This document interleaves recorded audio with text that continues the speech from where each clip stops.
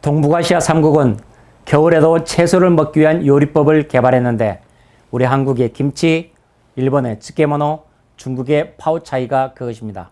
물론 세 나라의 요리 방식은 각각 다릅니다. 그런데 작년 말 중국의 파오차이가 국제표준기구인 ISO 인증을 받았습니다.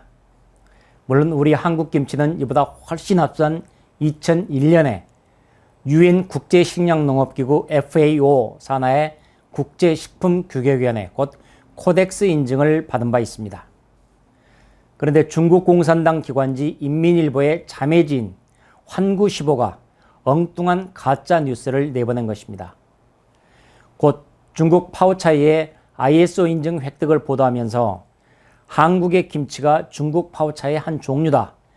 중국 파오차이가 ISO 인증을 받았으니 한국 김치가 굴욕을 당했다고 엉뚱한 가짜 뉴스를 내보낸 것입니다.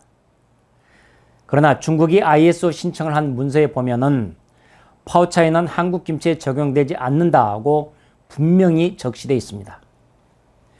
그런데도 관영 매체인 환구시보에서 한국 김치에 대한 가짜 뉴스를 내보낸 것은 김치의 역사마저 뒤집으려는 동북공정, 곧 김치공정이라 할 것입니다.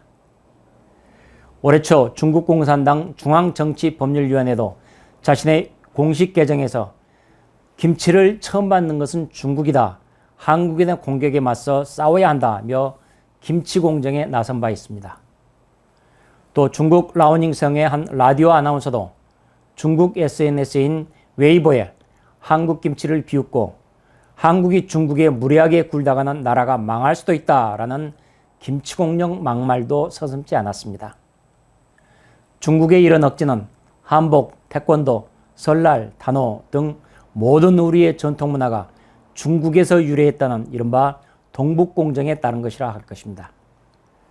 역사 왜곡과 문화 침략일 수밖에 없는 이 같은 움직임에 우리 한국도 국제 무대에서 올바로 대응해야만 우리의 역사와 문화를 지켜나갈 것입니다. 감사합니다.